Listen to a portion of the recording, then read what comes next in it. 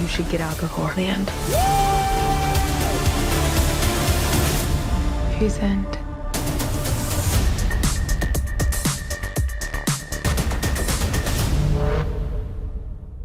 OMG, I had my I was just telling the story recently, but my first audition was a tape and I'd forgotten about it and I was actually like a little tipsy. I was about to go out with my friends and I was like drinking already.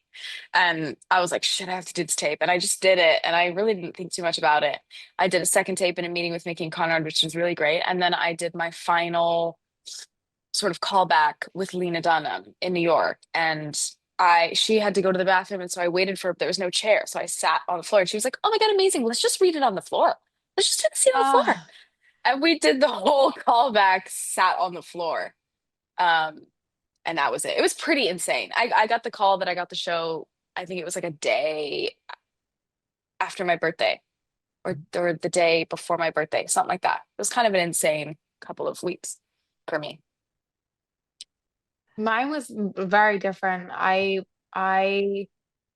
auditioned quite late. I think they had been looking for Yasmin and couldn't find someone, and everyone had already done a big sort of Hmm. chemistry circle. Robert and Harry Lawtey and Myha'la and David Johnson, Freya and Connor McNeil had all met each other already in this big chemistry test that I wasn't a part of. And then I had about four auditions in very, very quick succession, one of which was a chemistry read with Robert and with Connor McNeil. Um, yeah, and then I got told I booked the part, and about 3 days later was the read through for season one. So it was It's really late in the crazy. process. I sent in, I mean, on the surface, the really boring answer is I sent in a tape, which thankfully they responded to. And then I went in and met the team, Mickey, Conrad, Lena Dunham, who was a producer back then, and the casting team. The more slightly more interesting thing was I was on a surgery table the week before I went in to see the team. I'd literally just come off of a surgery table. I'd had minor surgery, and I remember my agent ringing me saying, "Hey, they'd love to meet you." And she was aware that this had just happened, and she was like, "Listen, we can try and rearrange. Don't worry too much about it." And I kind of thought, no, I should try and hobble my way down to this casting room. I was okay enough that I could get there. I had to walk very, very slowly, like I wasn't by any because it was sort of around my abdomen, so I had to have my wits about me when I was heading down there. I remember sitting down, walking in, and I kind of knew I had two options. I either lay it all bare and tell them that I've just been on a surgery table the week before, or I completely ignore it and try and be a consummate professional and just not mention it. And I remember sort of walking in, and Julie Harkin, our casting director, was there, and she was like, "Hey, Saga, how are you?" And I was like, and Lena Dunham was on her phone. She was just looking down, just waiting for the next actor to walk in. And I remember just going, "I'd be better if I wasn't just on a surgery table." And Lena just sort of went, "What?" And then I kind of felt like, in a really weird way, I kind of had them a little bit. So we kind of had a little conversation and did the scene. But that always stands out to me.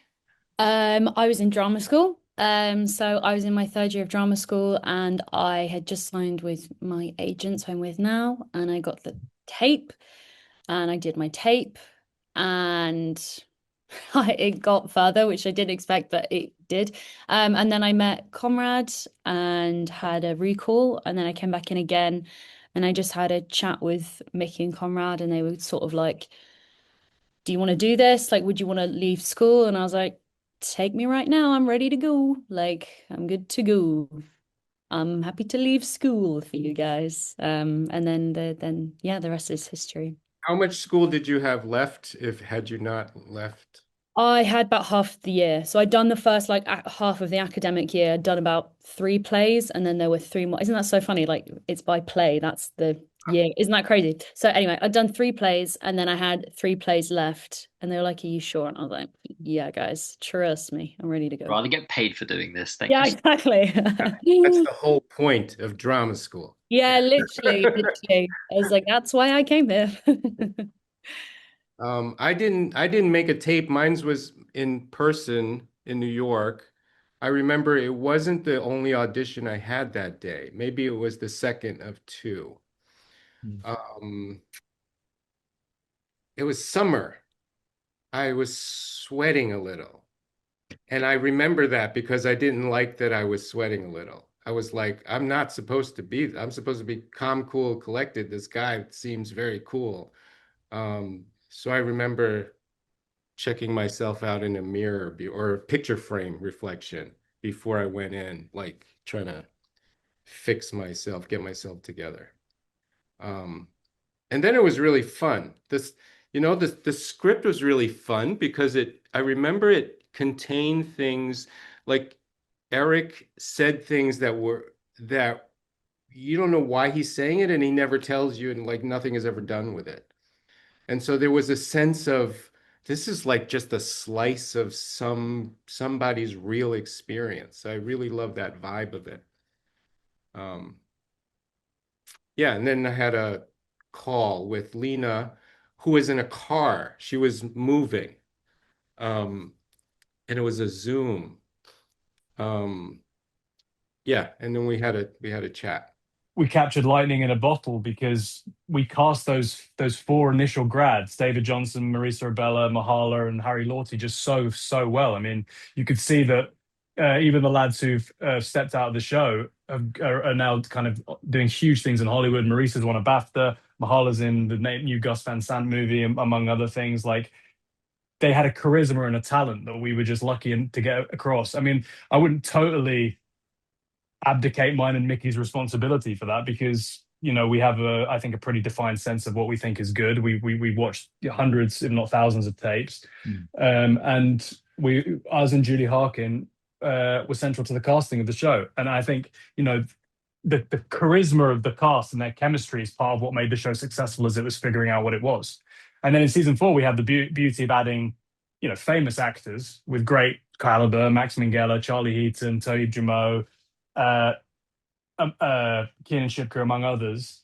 These are people with great story careers who are coming to do things that they've never done before and stretching muscles that they never stretched before. And they slotted in. They were very egoless, and they were very, very conscious of the fact they didn't want to overwhelm the show. They respected the show, and I think they've made the show hit a kind of orbit that has never hit before, in my opinion. I mean, that's just my opinion.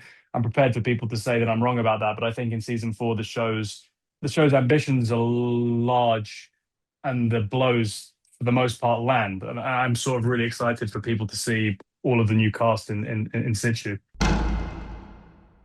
First thoughts on reading the script this season was, I think, like Max knows, you read the script for the first time and none of it really makes sense. Like, if you think it's dense and difficult when you watch it, reading it off the page is nigh on sort of impossible at times. But then as you go through it and you unpick it, and you certainly, once you get to the read through and when you're blocking it, it all kind of reveals itself in a really interesting way, which is a tribute to how well it's written. But as far as like what my initial gut reaction when I read it was like, God, it's got darker, it's got weirder, it's got it's jumped away from its origins of Pierpoint and the trading floor in a really exciting way. So once I got through the density of the language, I thought it was really exciting.